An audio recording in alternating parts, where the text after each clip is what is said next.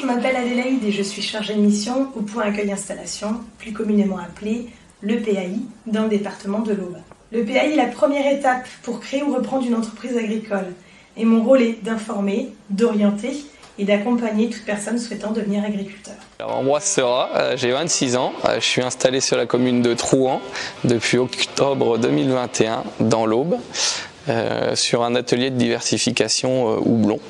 J'ai commencé par un bac STAV, Sciences et Technologies de l'Agronomie du Vivant à Saint-Poinge dans l'Aube, et j'ai enchaîné directement derrière sur un BTS Axe, Analyse et conduite d'un système d'exploitation. J'ai continué ensuite pendant 5 ans en étant salarié agricole dans une exploitation de grande culture.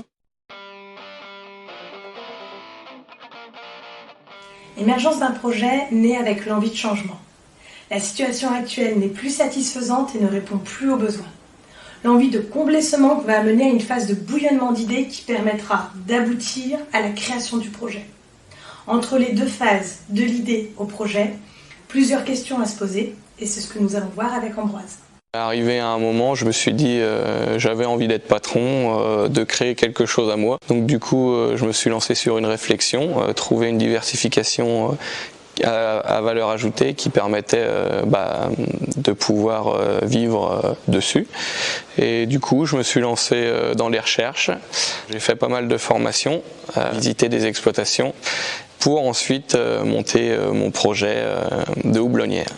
Cette étape dont parle Ambroise, les recherches, les visites, la formation et l'expérience, peut être souvent négligée par l'envie de concrétiser trop rapidement son projet. Et pourtant, c'est une phase cruciale, car elle permet de vérifier que votre projet correspond à ce que vous voulez.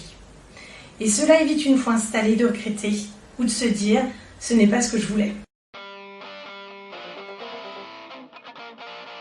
J'ai fait une étude de marché pour commencer, pour voir les besoins des brasseurs, que ce soit locaux ou au niveau national. Une forte dynamique de brasseurs, de microbrasseries qui se lancent dans le département et puis dans les départements à côté. Un second avantage, c'est par rapport à la main d'œuvre. Dans le nord du département, on est plein axé sur des cultures légumières et il y a un fort besoin de main d'œuvre. Donc par le biais de collègues, j'ai réussi à trouver du personnel qui travaillait déjà dans leurs exploitations. Tout ce qui est matériel, j'ai acheté pas mal de matériel d'occasion spécialisé pour la culture de houblon. C'était un investissement quand même assez conséquent. Donc du coup j'ai eu besoin d'avoir des partenaires comme la banque. J'ai mis des fonds propres aussi dedans. Comme Ambroise, pour aboutir à la construction de votre projet, il est nécessaire d'étudier la faisabilité de votre idée dans son ensemble. Le lieu et le territoire, quelles sont les opportunités, quelles sont les menaces? La commercialisation, est-ce que je réponds aux besoins des consommateurs et qui sont-ils? La main-d'œuvre, est-ce que je vais travailler seul avec un associé ou embaucher un salarié? Et si c'est le cas, est-ce que cette main-d'œuvre existe? Le matériel et les investissements. De quoi ai-je besoin? Combien cela va me coûter? Et comment je vais le financer? Et pour finir, les compétences.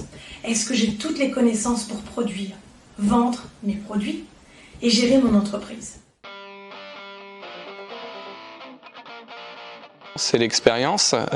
J'aurais eu un peu plus d'expérience, ça aurait été quand même plus vite et il y a des choses qui auraient été faites différemment. Le temps m'a beaucoup manqué.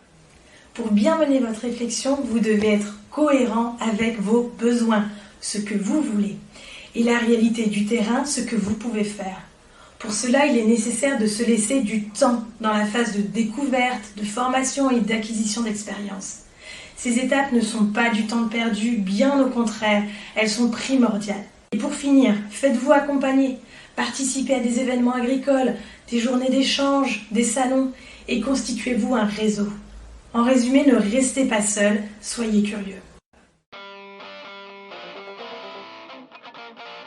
De s'accrocher, d'être courageux, de ne pas lâcher, parce que forcément quand tu montes un projet, tu as beaucoup d'imprévus. D'aller voir ses partenaires, leur demander à être conseillé et surtout d'avoir un entourage qui te permet de bien le vivre aussi à côté.